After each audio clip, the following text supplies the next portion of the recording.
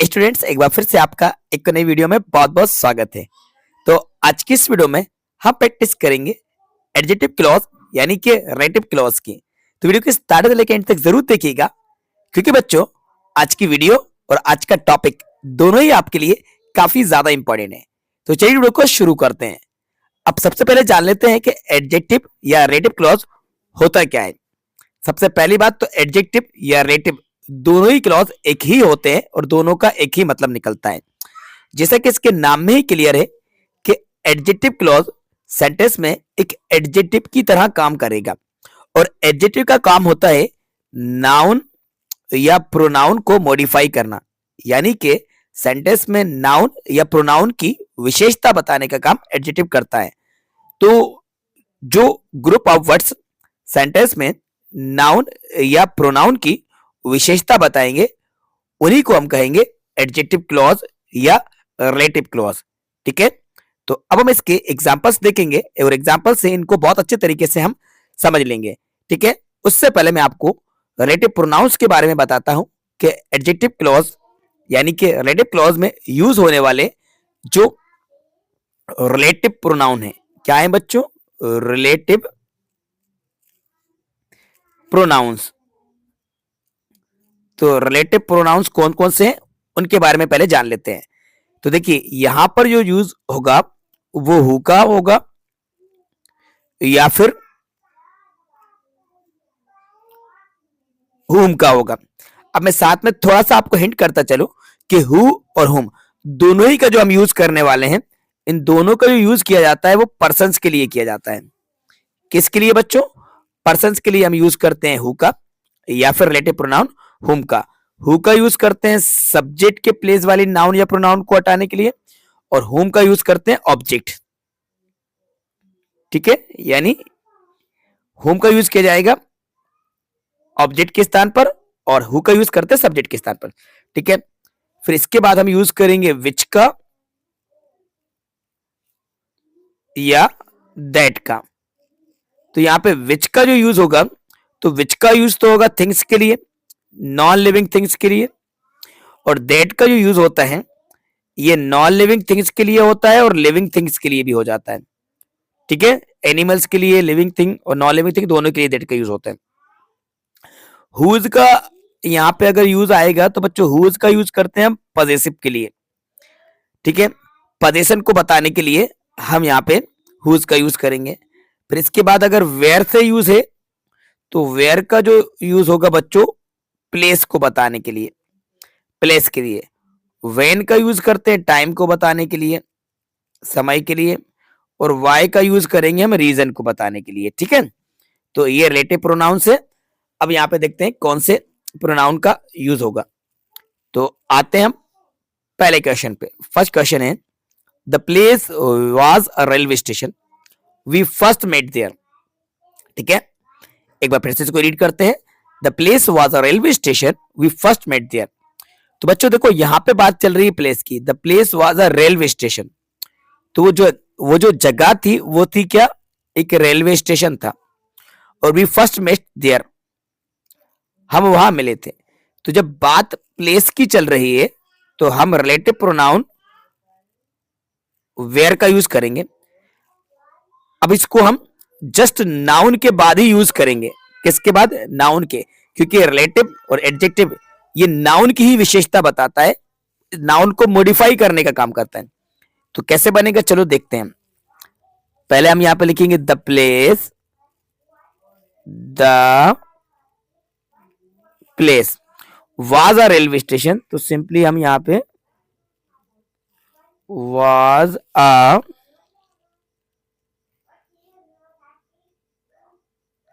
Railway station, railway station, the place was a railway station.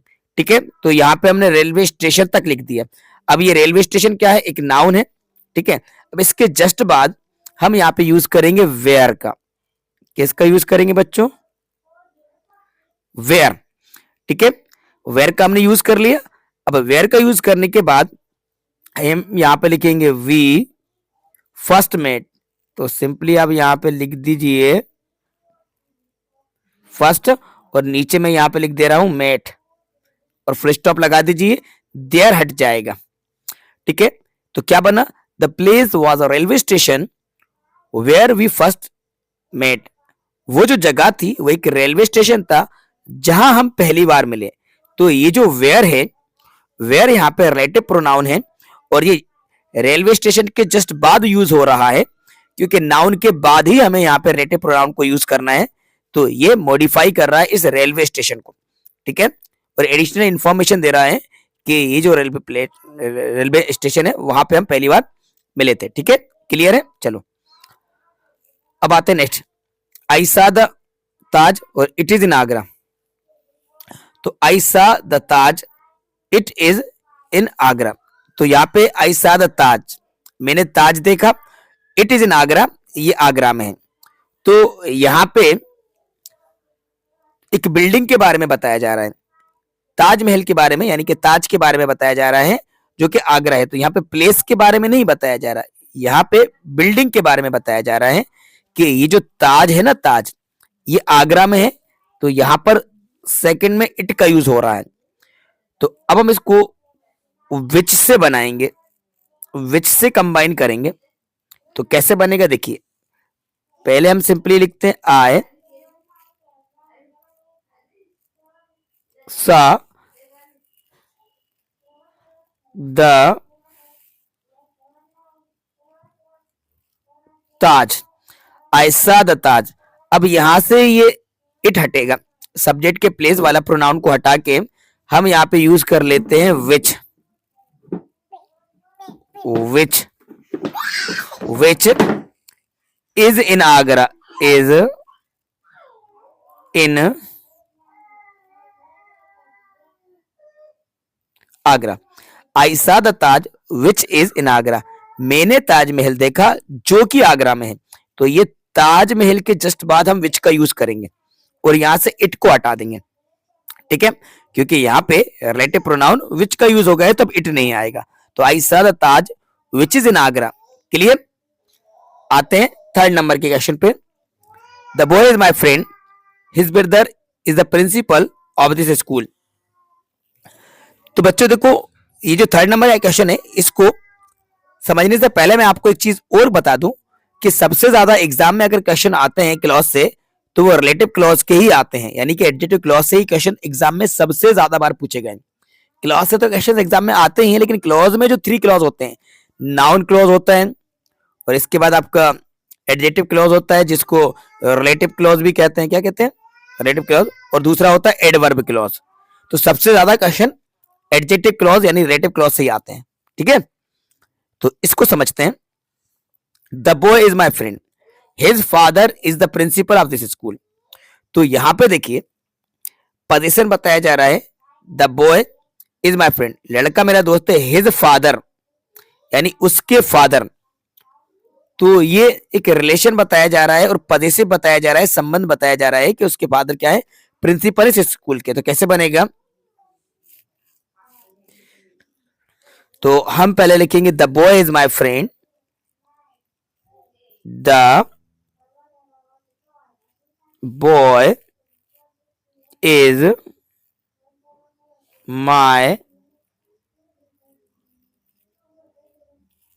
Friend, the boy is my friend.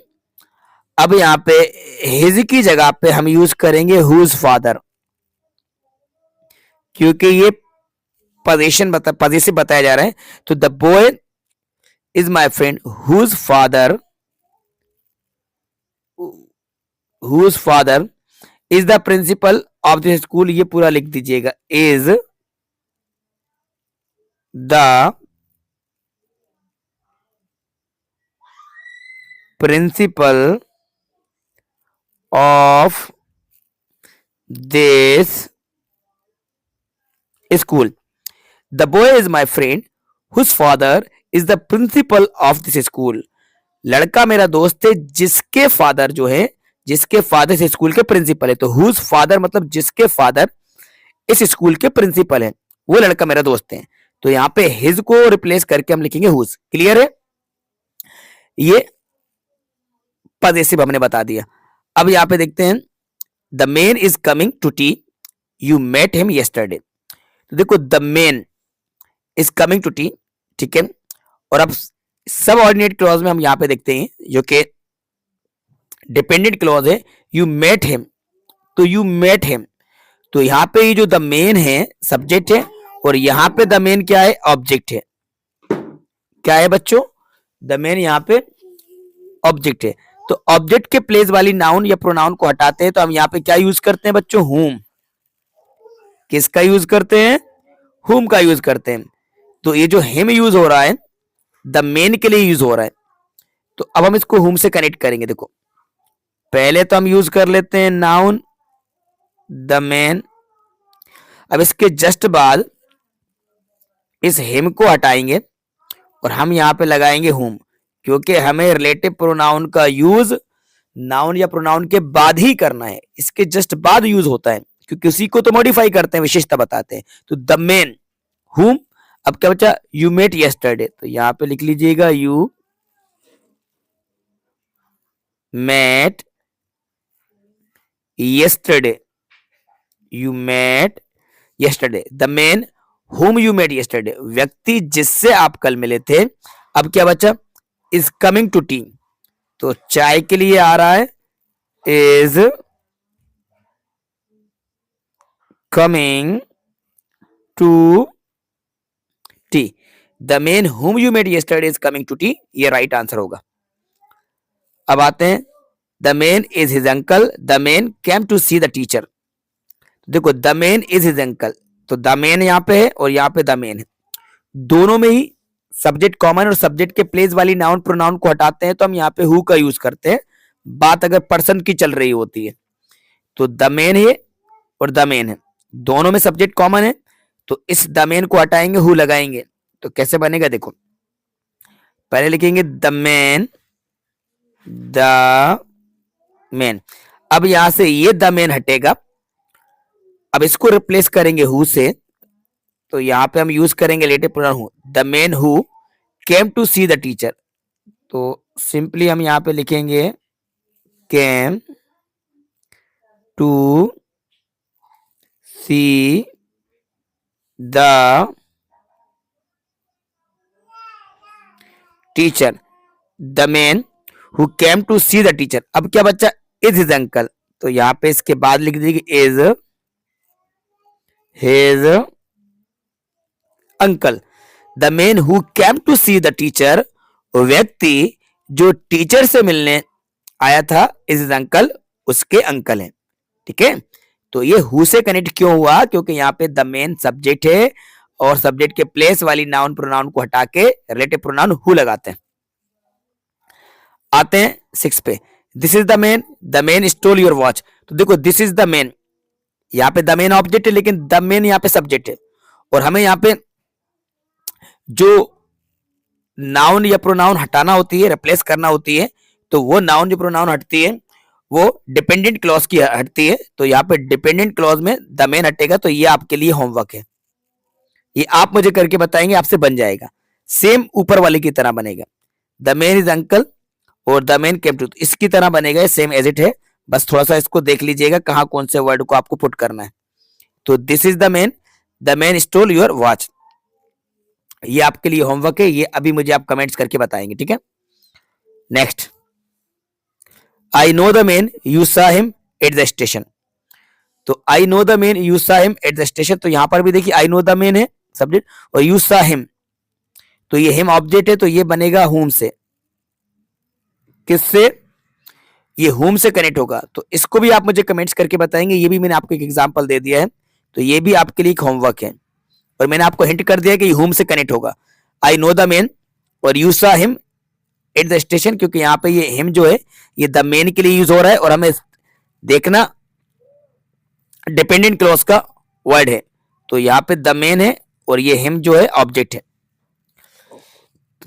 8, the match was very thrilling, we saw the match yesterday, तो इसको मैं आपको करवा देता हूं, the match was very thrilling, we saw the match yesterday, तो देखो, तो हम पहले क्या लिखेंगे, द मैच द मैच। अब यहां से द मैच को हटाएंगे और फिर हम लगाएंगे दैट। मैच के जस्ट बाद दैट, नॉन लिविंग थिंग की बात चली, the match that we saw yesterday. तो यहां पे लिख देंगे we saw yesterday. The match that we saw yesterday was very thrilling. तो इसके जस्ट बाद लिख दीजिएगा वाज वेरी थ्रिलिंग, ये आप लिख दीजिएगा, ठीक है।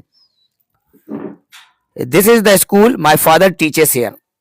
तो देखो दिस इज द स्कूल, तो स्कूल है और माई फादर टीचर्स हियर, प्लेस वाली बात चल रही है। तो प्लेस वाली बात चल रही है तो हम किसको कनेक्ट करेंगे, रिलेटिव प्रोनाउन वेयर का यूज करके। तो बना लेते हैं इसको भी।